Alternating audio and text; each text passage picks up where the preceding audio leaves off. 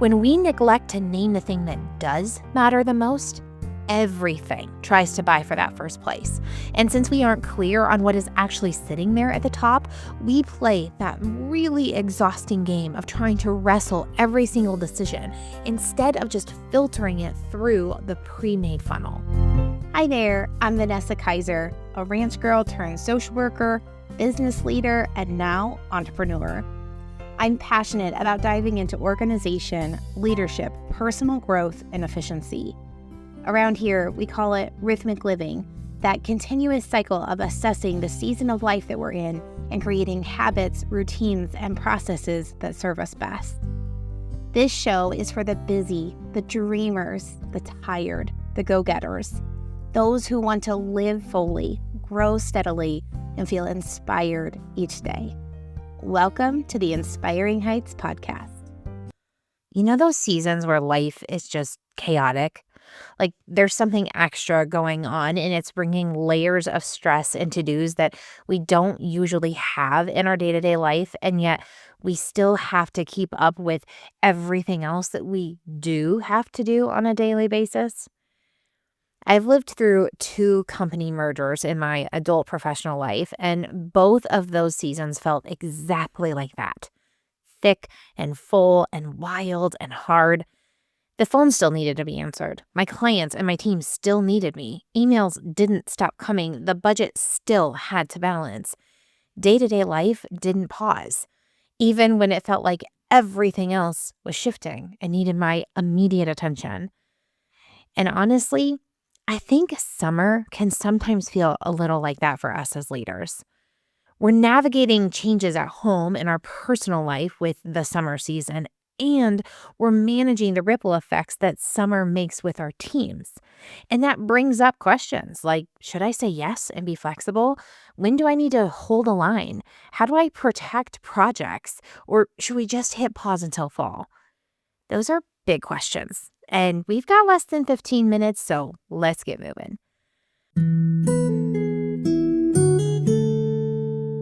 If you've spent any time around Inspiring Heights, you know that I am all about finding tools and processes to make life just a little easier.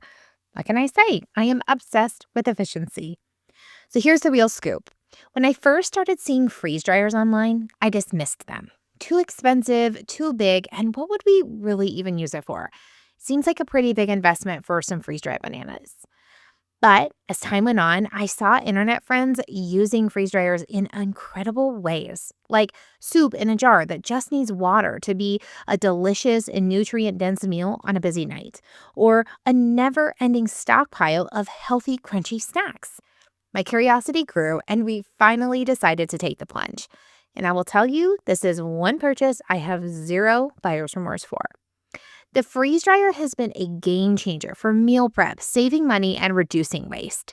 I no longer have veggies or fresh fruit go bad in the fridge because popping them in the freeze dryer is simple and effective. Sure, freeze drying might seem like a homesteading trend at first glance. I thought the same thing. But after using the Harvest Right freeze dryer, I am more convinced than ever that it is a tool almost every single home could benefit from. Whether it's batch prepping ingredients or creating meals that just need water to be ready, this machine makes life simpler and more efficient. If a freeze dryer sounds like a solution for your busy life, check out Harvest Right. They have different options to fit different needs and budgets. Visit my affiliate link, affiliates.harvestright.com/2639. Or check out the show notes for the link and any coupons active at the time of this podcast drop.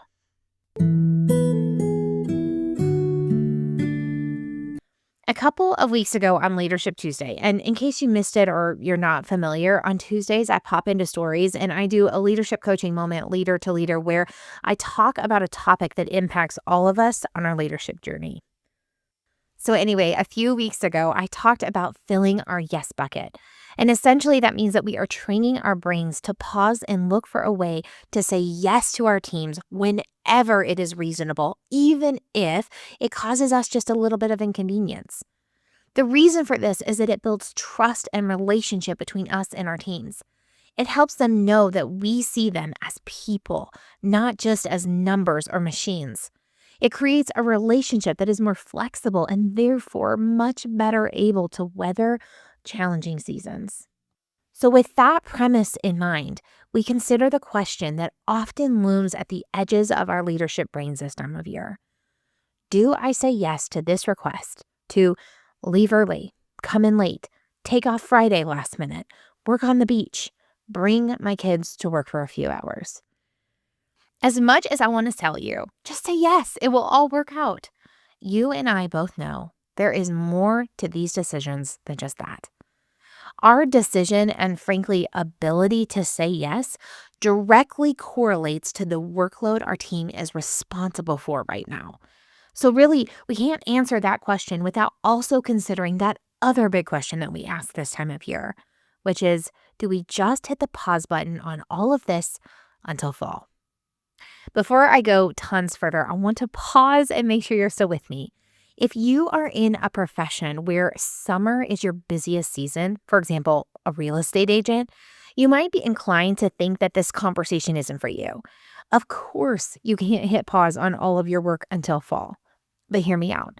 When I say pause, I'm not talking about taking the summer off, right? I am talking about pushing this or that thing, big or small, off until fall or off until there's more time and people aren't out of the office so much. This can truly be anything from large internal projects like software conversions to smaller one-offs like updating a couple policies in the handbook. So, no matter what your profession is, my hope is that you take this generalized concept and weave it into your specific circumstances. Okay, let's talk about the fall push. You know, when we say, I'll deal with that in the fall. We'll dive into that come September. Or my personal favorite, I will figure out that problem when there is a pumpkin spice latte in my hands. Sometimes it is absolutely appropriate to put things off into another season where they fit better. And simultaneously, sometimes we need to buckle down, make room and time right now, and give our attention to this thing. So how do we determine what falls into what category? As Kendra Adachi always says, we start with what matters the most. And in this instance, that sentiment could not be truer. As you are looking at your team, the season, and the workload, stop and ask yourself, and your leadership team if it's applicable, what matters the most in summer 2025? This will help you bring all of it into perspective. Budget, clients, deadlines, software process transitions, and of course, your team. Maybe you're coming out of a really hard season and the culture of the company is on the rebound. And in that situation, maybe rebuilding trust and camaraderie is the very most important thing.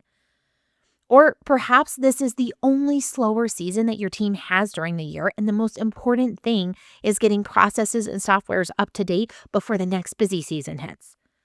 Whatever the answer is here, I want you to know there is no shame in it. The most important part is just naming it. Because once you've named what's most important to you, the business, the team, you can use that as your lens every single time you're trying to make a hard decision. If you're giving your team extra room to take more vacation days or work remote more often this summer is the very most important thing, then when a client asks for a rush job that's going to take extra team members, you might say no or expand the parameters of the request. If getting through some critical process updates is most important for your team this summer, you might say no to the staff who asks if they can bring their kids to work on Monday during a really full day of meetings set to work through said process changes. And here's one of the really great things about this lens of knowing what matters the most. It doesn't give us all or nothing mindsets, but it does set us on the path towards the goals that we need to achieve. When we say that updating our processes is what matters the most in this season, we are not declaring that our culture, our team, and our flexibility do not matter. We are just simply saying that this one thing matters the most, but both things can matter. When we say that rebuilding some cultural cracks that have happened on our team in the past year is what matters the most, we are not saying that client work doesn't matter. But when we neglect to name the thing that does matter the most, everything tries to vie for that first place. And since we aren't clear on what is actually sitting there at the top, we play that really exhausting game of trying to wrestle every single decision instead of just filtering it through the pre-made funnel.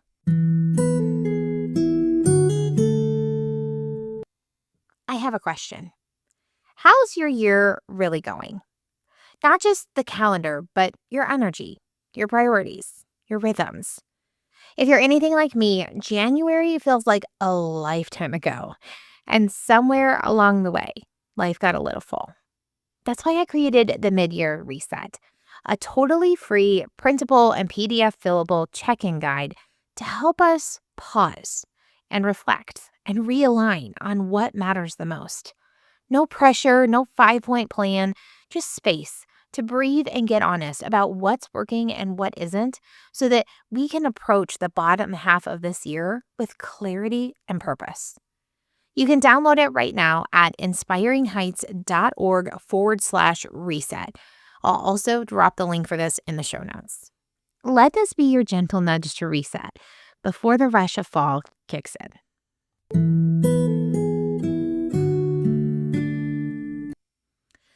Once we have identified within our own scope of leadership what matters the most, it's time to communicate. There's truly no benefit in leaving our teams in the dark guessing what is most important this summer season. If they don't understand that your top priority is to get processes honed before the fall, they might feel taken aback when you say no to letting their kids come to work with them on Monday morning, especially if you're killing it as a yes boss or you've been okay with that sort of thing in the past. Here's a couple of tricks for the trade for communicating your summer priorities.